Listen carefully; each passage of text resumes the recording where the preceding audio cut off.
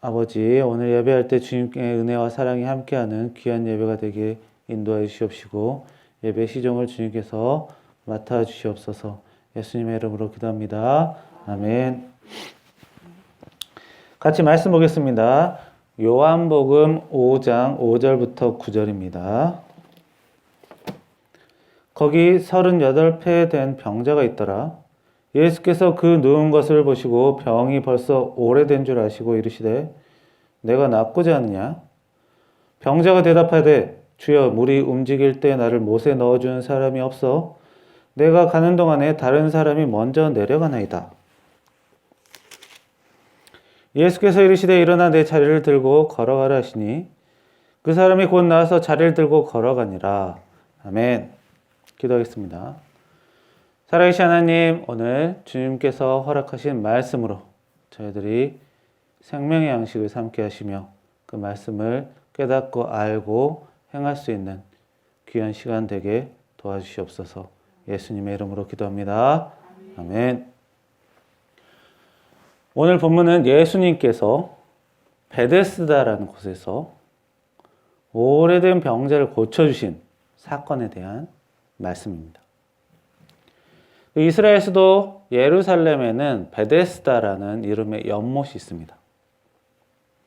자, 그곳은 식수로 쓰는 연못이라기보단 이제 제사나 의식을 하는 이방 다른 나라의 종교 풍습이 행해지는 그런 곳이었습니다. 이 베데스다 연못은 굉장히 깊은 연못입니다. 사람이 들어가기에는 굉장히 위험한 연못입니다. 그런데 그 연못 근처에는 크고 작은 웅덩이들이 있습니다. 자, 그곳의 이방 종교 풍습에는 천사가 가끔 그 웅덩이를 움직이고 그 위에 첫 번째로 들어간 사람이 병고침을 받는다 라는 것이 있었어요. 자, 여기서 말하는 천사는 하나님의 천사가 아니라 그 이방 종교에서 말하는 천사를 말합니다. 자, 웅덩이가 움직인다라는 말은 뭐 지진이 나서 웅덩이가 흔들거린다라는 말이 아닙니다. 자, 목욕탕에 가면 큰 탕이 있죠. 온탕, 냉탕, 열탕 이런. 거기 바닥을 보면 뽀글뽀글 물이 나오는 데가 있어요. 공기구멍이죠. 물이 나오는 그 틈이 있습니다. 바닥에. 자, 그 바닥에서 물이 나오는 그 지점에 물 위쪽을 보면 물이 살짝 들려서 흐르는 걸 볼 수 있습니다. 그것을 말하는 겁니다. 자, 베데스다 연못 근처의 웅덩이에서 가끔씩 조그맣게 물이 솟아나올 때가 있었어요. 그것을 본 다음에 1등으로 웅덩이에 들어간 사람이 병고침을 받는다는 그 이방 종교 풍습이 있었던 것입니다. 자, 많은 환자들이 그 연못 근처에서 자리를 잡고 웅덩이가 움직이는 것만 기다렸죠. 자, 많은 환자가 있었지만 그 중에서 오래된 사람이 38년, 약 40년 된 환자가 있었다고 합니다. 자, 그런데 굳이 40년 기다릴 필요가 있나요? 그냥 웅덩이에 들어가서 살면 되는데요. 자, 아마도 평상시에 그 웅덩이 안에는 사람이 못 들어갔을 것입니다. 막았겠죠. 거기 사람들이 들어가서 물장구 치고 놀고 그러면 물이 움직이는 것을 제대로 보기 어렵기 때문에 거기에 많은 환자들이 못 들어가게 막았을 것입니다. 자, 그렇다면 해야 될 일은 뭐죠? 명당 자리를 찾는 겁니다. 그 웅덩이와 최대한 가까운 곳에 가서 자리를 맡아서 물을 자세히 관찰하다가 물이 봉고 솟아오르면 보고 바로 들어가야 되는 거겠죠. 자리를 맡아야 합니다. 그런데 자기가 자리를 좋은데 맡았는데 웅덩이 바로 앞에 자리를 맡았는데 잠시 자리를 비우면 어떻게 될까요? 거기 다 지금 환자들 급한 사람들 뿐인데 자리 뺏기겠죠. 그래서 자리를 뜨지 못합니다. 그렇게 된 것이 이 환자는 38년이 되었다는 것입니다. 자, 예수님께서 그 환자 옆에 가셔서 환자를 보시더니 그 환자의 병이 굉장히 오래됐다. 심각한 환자라는 것을 아셨습니다. 그리고 환자에게 물었습니다. 병이 낫고 싶으냐? 그랬더니 환자가 대답합니다. 웅덩이에 물이 솟아오를 때 1등으로 들어가야 되는데 누가 나를 들어서 넣어줘야 합니다. 문제는 그렇게 해줄 사람이 없습니다. 이렇게 대답을 해요. 자, 환자는 지금 스스로 움직이지도 못할 만큼 병이 깊다는 거예요. 게다가 예수님께서 자기를 고쳐줄 것은 생각도 못하고 있죠. 아직도 그 소문만 믿고 웅덩이만 계속 쳐다보고 있는 것입니다. 그런데 사실 웅덩이에 물이 솟아올라도 스스로 움직이지 못하기 때문에 게다가 도와주는 사람도 없죠. 결국 병을 고칠 수 있는 방법이 없습니다. 그저 미련이 남아서 그 자리를 뜨지 못하고 있어요. 예수님께서 환자에게 말씀하십니다. 내 자리를 들고 집으로 가라. 예수님의 능력으로 그 환자는 병이 낫고 걸을 수가 있게 됩니다. 자, 예수님의 병 고침을 받는 사람은 성경에 여러 명이 나와요. 자, 산상수훈 직후 예수님이 고쳤던 문둥병자가 있습니다. 그 문둥병자가 예수님이 고쳐줄 걸 확실히 믿고 문둥병 걸리면 원래 사람들이 싫어하거든요. 근처에 오지도 못하고. 그런데 믿음으로 나오고 그 사람을 고쳐주신 적이 있어요. 혈루증 앓던 여인도 마찬가지죠. 예수님이 고쳐줄 걸 믿고 나아간 사람들이에요. 그런데 이 베데스다 환자는 예수님이 나를 고쳐줄 것이다. 믿음 없어요. 알지도 못합니다. 그냥 지나가는 사람으로 봤어요. 예수님을. 자, 이 환자는 40년이라는 세월을 헛되게 보냈던 사람입니다. 자, 10살에 연못 생활을 시작했더라도 50살입니다.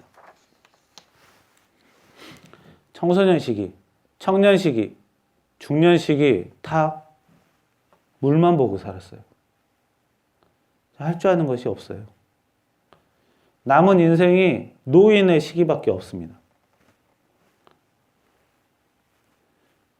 자, 만약에 물이 움직였을 때 거기 들어가서 나을 수가 있다. 가능성이라도 있어서 기다리는 건 괜찮아요. 그러나 가능성도 없어요. 물이 움직이면 뭐합니까? 들어가지도 못하는데.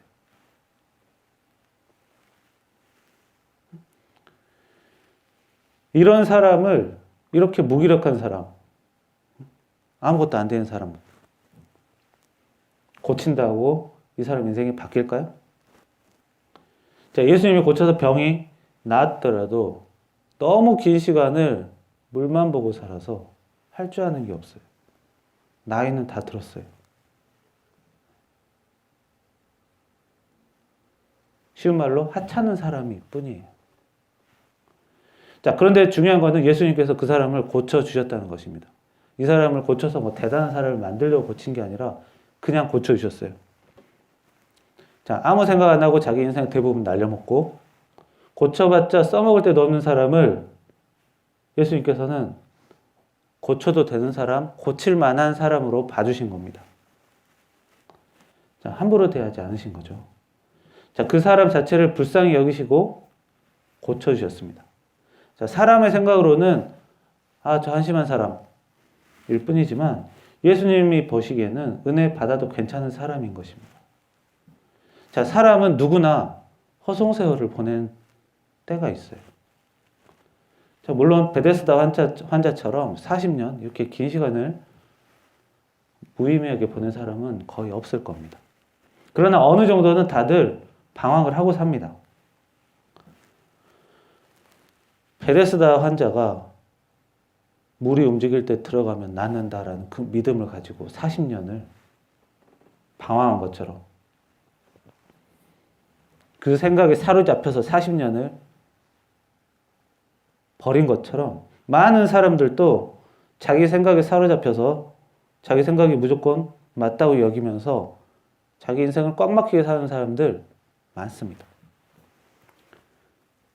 정도만 조금 다를 뿐이지 이런 베데스다 환자 같은 삶은 그냥 사람의 삶일 뿐입니다. 자, 예수님에게 은혜 받으려면 혈루증 여인처럼 믿음이 좋아야만 하고, 뽕나무에 오른 삭개오처럼 겸손하게 행동력도 좋고 의지도 좋고 이래야만 예수님에게 은혜 받을 수 있다면, 방황을 조금이라도 했던 사람은 예수님에게 은혜 받을 길이 없습니다. 그러나 예수님은 오늘 말씀을 통해 방황하는 사람도 꽉 막힌 사람도 은혜 받을 가치가 있다고 말씀하십니다. 그래서 우리 모두가 예수님에게 은혜를 받을 수 있는 것입니다. 사람으로서는 방황하는 사람, 꽉 막힌 사람, 능력 없는 사람, 말이 안 통하는 사람, 가치 있게 대하기가 거의 안 됩니다. 그런 사람을 은혜 줄 만한 사람으로, 가치 있는 사람으로 봐주시는 것은 예수님만 가능한 일입니다. 하나님만 가능한 사랑입니다. 자, 예수님은 신앙이 좋은 사람이든 신앙이 안 좋은 사람, 한심한 사람이든 다 가치 있게 사람을 봐주십니다. 자, 사람의 눈으로는 베데스다 환자와 이스라엘의 왕이 가치가 다르죠. 높은 사람, 낮은 사람 구별이 되죠. 그러나 예수님의 눈에는 은혜 받을 만한 사람인 것입니다. 그래서 자기가 다른 사람보다 좀 더 낫게 산다고 해서 잘난 척 할 필요가 없는 것입니다. 하나님의 은혜 덕분에 내가 다른 사람보다 좀 더 누리고 사는 것 뿐이구나 라고 생각할 수 있어야 합니다. 자, 나는 신앙이 있는데 왜 은혜가 작고, 저 사람은 신앙이 없는데 왜 은혜가 커 보이나? 내 눈에는, 내가 생각하기에는 신앙이 있는 사람이 받는 은혜가 더 크고 신앙이 없는 사람은 은혜가 작아야 하는데, 그러나 하나님의 눈에는 사람은 다 은혜 받을 가치가 있다는 거예요. 대신 하나님과 사람을 사랑하면 그 사람에게는 더 큰 은혜를 주신다고 했어요. 자, 하나님의 명령에 순종하는 사람과 그렇지 않은 사람은 은혜가 있고 없고가 아니라 은혜를 더 많이 받고 덜 받고의 차이예요. 은혜가 없는 게 아니에요. 그래서 다른 사람이 잘 먹고 잘 사는 것, 못 먹고 못 사는 것에 대해 사람이 함부로 판단해서는 안 되는 것입니다. 자, 그 병자는 나중에 예수님을 다시 만납니다. 그리고 예수님께서는 그 환자였던 사람에게 다시는 죄를 짓고 살지 말라고 합니다. 자, 이 말은 네가 죄를 지었기 때문에 그동안 연못에서 환자로 살았다, 이 말이 아니에요. 자, 죄를 지으면 벌을 받기 때문에 조심하면서 살라는 겁니다. 자, 하나님께서는 누구든 사람을 가치 있게 보시고 은혜를 주십니다. 그런데 하나님 명령에 순종한 사람은 은혜를 더 주시는 거예요. 그리고 죄를 짓는 사람은 이제 벌을 주신다는 겁니다. 그래서 은혜를 받았던 사람, 네가 예수님의 은혜를 받고 병 고침을 받았어도 죄 문제는 조심하며 살아야 된다는 거예요. 하나님의 은혜를 받았다고 해서 네가 완전해지는 게 아니다라는 것이죠. 은혜 받은 사람이라도 죄 문제를 가볍게 여기지 말고 항상 조심하며 살아야 한다라고 당부까지 해주셨습니다. 자, 예수님의 은혜는 사람이 주는 사랑, 사람이 주는 은혜와 아예 다른 것입니다.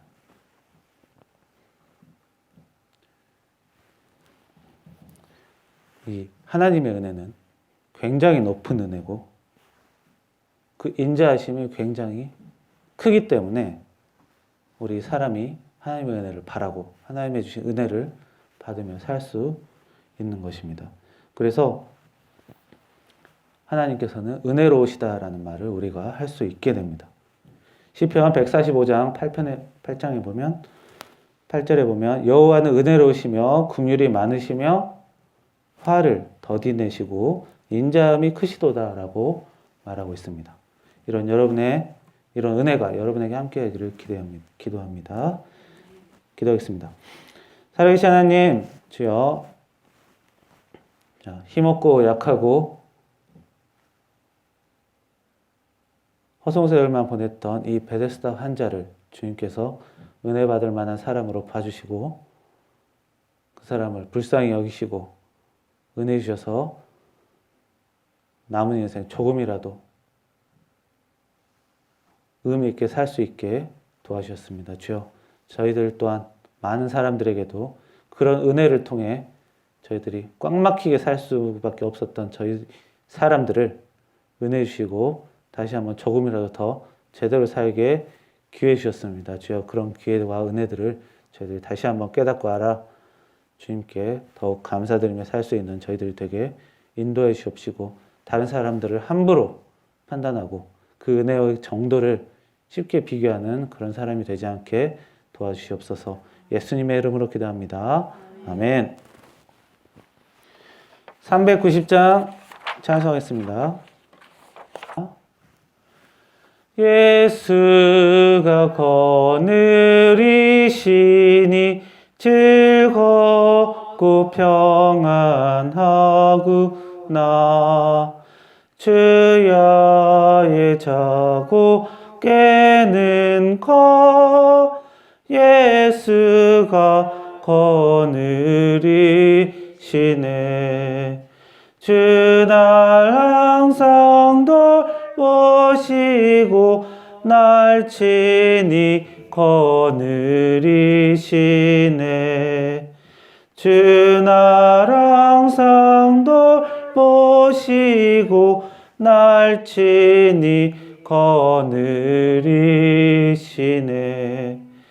때때로 괴로움 당하며 때때로 기쁨 누리네. 풍파 중에 지키시고 평안히 인도하시네. 주 날 항상 돌보시고 날 친히 거느리시네. 주 날 항상 돌보시고 날 친히 거느리시네. 내 주의 손을 붙잡고 천국에 올라가겠네. 괴로우나 즐거우나 예수가 거느리시네. 주 날 항상 돌보시고 날 친히 거느리시네. 주 날 항상 돌보시고 날 친히 거느리시네. 이 세상이 변할 때에 자기의 권세 이기네. 천국에 가는 그 길도 예수가 거느리시네. 주 날 항상 돌보시고 날 친히 거느리시네. 주 날 항상 돌보시고 날 친히 거느리시네. 아멘. 다 함께 주기도문 하시겠습니다. 하늘에 계신 우리 아버지여, 이름이 거룩히 여김을 받으시오며 나라가 임하옵시며 뜻이 하늘에서 이루어진 것 같이 땅에서도 이루어지이다. 오늘날 우리에게 일용할 양식을 주옵시옵고 우리가 우리에게 죄진 자를 사하여 준 것 같이 우리의 죄를 사하여 주옵시고 우리를 시험에 들게 하지 마옵시며 다만 악에서 구하옵소서. 대개 나라와 권세 영광이 아버지께 영원히 싸움나이다. 아멘.